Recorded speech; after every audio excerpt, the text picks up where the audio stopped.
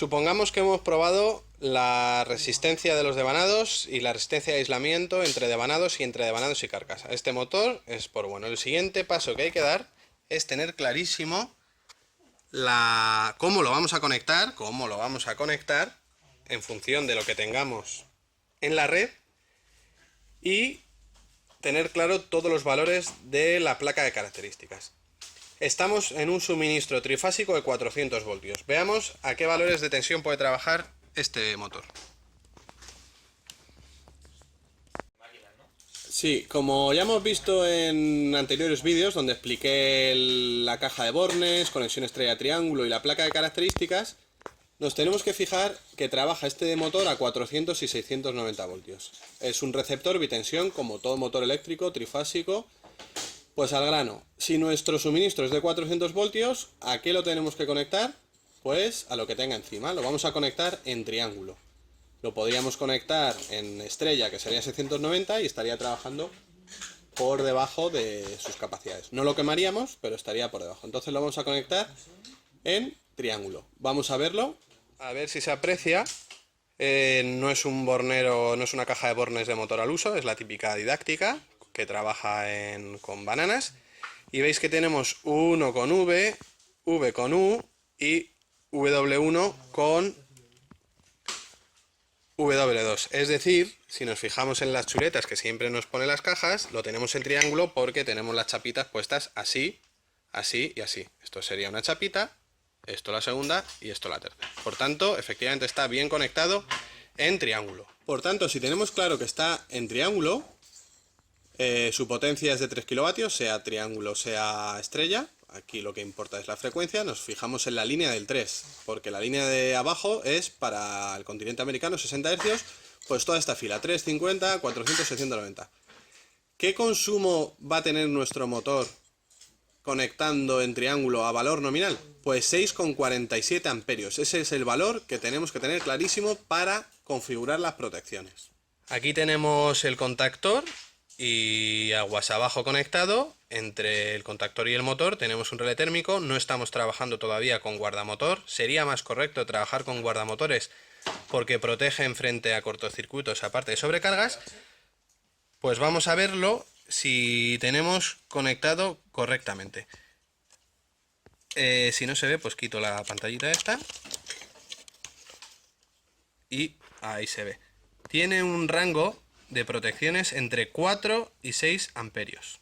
En triángulo nuestro motor consume 6,5 y nuestro relé térmico se puede ajustar entre 4 y 6. Por tanto sería incorrecto este relé térmico instalado aquí. Pero bueno, en el instituto tenemos unos juegos y es lo que hay. Entonces lo dejaríamos a 6 al máximo. A ver, que es difícil grabar. Ahí no, ahí es 4. Lo dejaríamos a 6 y a valores nominales nos saltaría, perdón, lo he puesto en 4, a derechas del mínimo al máximo, a 6. Ahí estaría en 6 y a valores nominales pues nos saltaría mal el relé térmico porque saltaría a 6 y nuestro motor consume 6,5. Una prueba que no debemos hacer muy a menudo para no cargarnos los motores ni sufrir es hacer saltar el relé térmico. Lo voy a poner a 4, lo vamos a arrancar con fallo de pérdida, falta de fase, y veréis que salta en unos segundos como debe el relé térmico.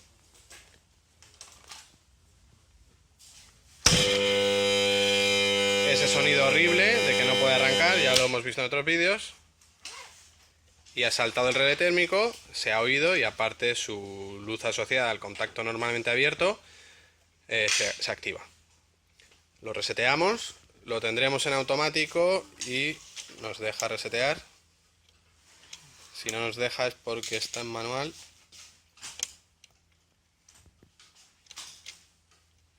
O porque todavía tiene la temperatura caliente.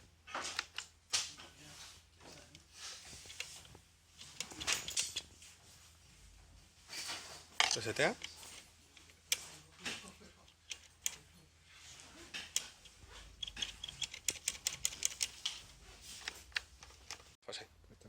Nos ha dejado resetear, he cortado, es porque ha habido que esperar unos segunditos. Otro truquito es subir un poco la ruleta, en vez de a 4 a 5 ya nos deja resetear el relé térmico y ahora vamos a volver a arrancar.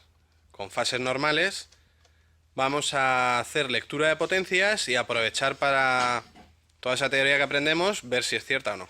Estamos con el motor arrancado. Otra comparativa respecto a su valor nominal y lo que nos dice la placa. La placa nos dice que tiene un factor de potencia coseno de phi de 0,81 en plena carga, valor nominal. Vamos a ver qué nos dice, ya veis que está girando en vacío, no en plena carga. Vamos a ver qué nos dice el batímetro. El batímetro nos da un coseno de 0,15, vamos a redondear. Bastante por debajo del 0,81 que nos decía la placa.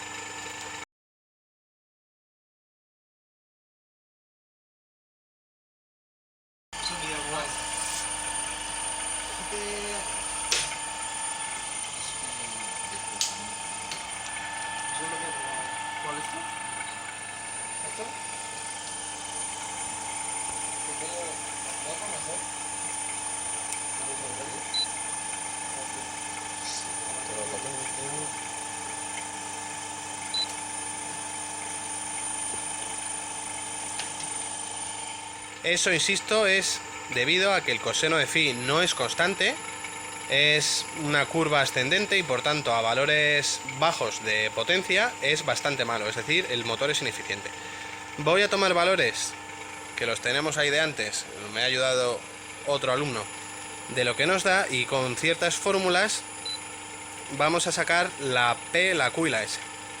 Tenemos tensión, tenemos corriente de consumo, potencia absorbida de la red, que es la que quiero calcular, bastante por debajo de la que puede llegar a entregar el motor, y nos da potencia aparente.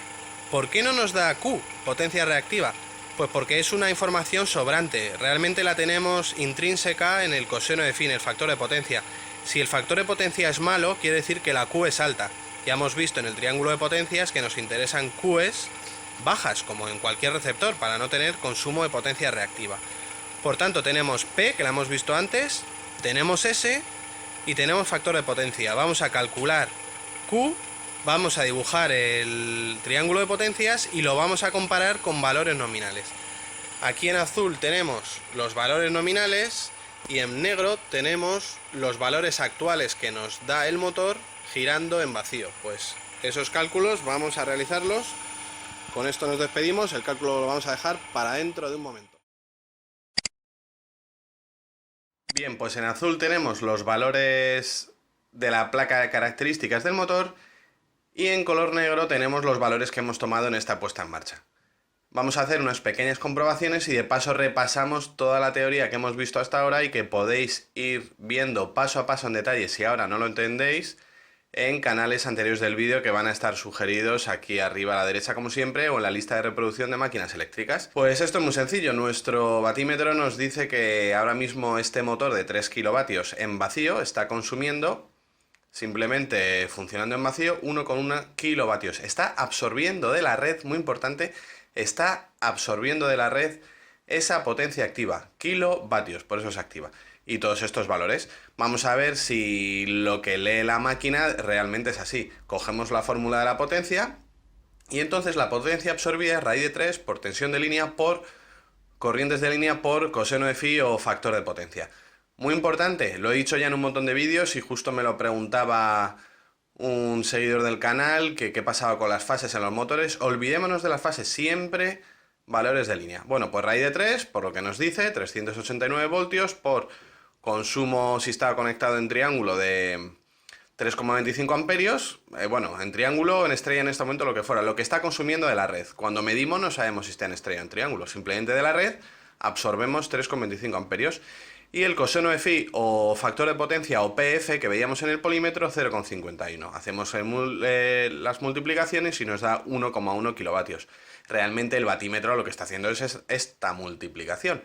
Y aquí en rojo destaco que, ojo, esto no es la potencia útil que está haciendo el motor.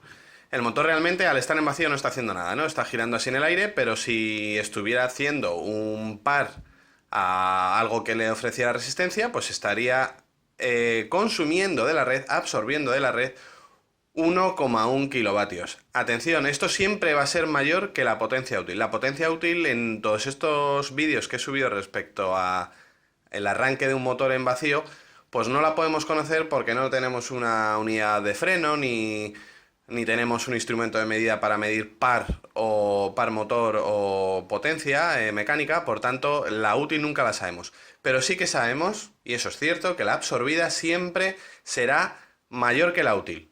Porque la útil es mecánica y la absorbida es eléctrica de la red. Y como vivimos en un mundo no ideal, pues siempre el motor, digamos, hablando en lenguaje coloquial, chupa más que lo que da. Bueno, y ese PF, FDP o coseno de phi 0,51 le hacemos el arco coseno de ese valor o coseno a la mesón 1, esto quiere decir la misma expresión, y nos indica que eso es un ángulo de 59,3 grados. Aproximadamente me dibujo siempre el triángulo de potencias para tener una idea de cómo es. Ya vemos que es malo porque para tener un ángulo tan abierto, de unos 60 grados, la Q tiene que ser mayor que la P. Y mal rollo, amigos, si la Q es mayor que la P, ahí hay muy poca eficiencia, porque esta potencia reactiva, la Q, no sirve para nada, no hace nada, es energía tirada. Pues a partir de un triángulo rectángulo y las diferentes relaciones trigonométricas que hay en él y no vamos a poner ahora, pues tenemos siempre dos caminos para sacarlos. Una vez sabido a partir del coseno de phi, podemos sacar phi, entonces ya podemos sacar coseno de phi, ya lo sabemos, podemos sacar seno de phi, tangente de phi. La tangente es la vertical entre la horizontal, es decir, Q entre P, es decir, potencia reactiva entre potencia activa. Despejamos la fórmula, sustituimos los valores, esto nos lo da la calculadora y al final nos da que tenemos una potencia reactiva de 1,85 kilovoltios amperios reactivos, eso es la R minúscula, nunca la olvidemos. Y si ya tenemos P y tenemos Q, pues podemos usar Pitágoras de toda la vida. La hipotenusa al cuadrado es igual a la suma de los catetos al cuadrado. Despejo la raíz cuadrada, no la vamos a aplicar, es algo ya sencillo matemático, sustituimos valores y eso nos da una potencia aparente S de 2,15 kilovoltiamperios o kVA. Recordad que también lo podemos llamar así. Insisto, hay numerosos vídeos anteriores en el canal donde explico todo esto paso a paso. Y el segundo camino es otro, en vez de empezar por la tangente de phi, usamos el coseno de phi que conocemos P y la incógnita sería la S. Primero sacamos esta vez la potencia aparente.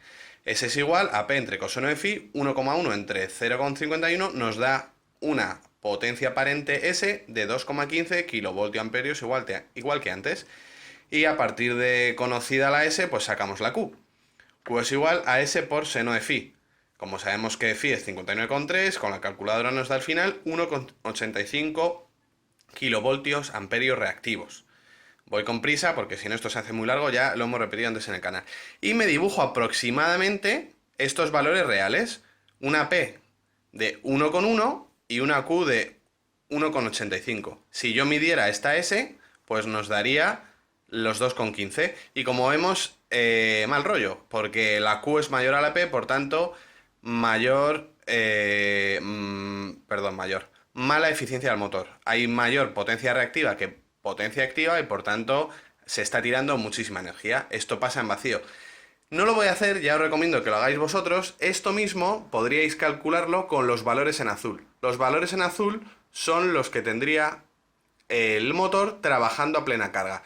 Nos podemos fiar de la placa de características, que es lo que está copiado en color azul. 3 kilovatios, 400 voltios, 6,47 amperios y un coseno de phi o factor de potencia estimado de 0,81.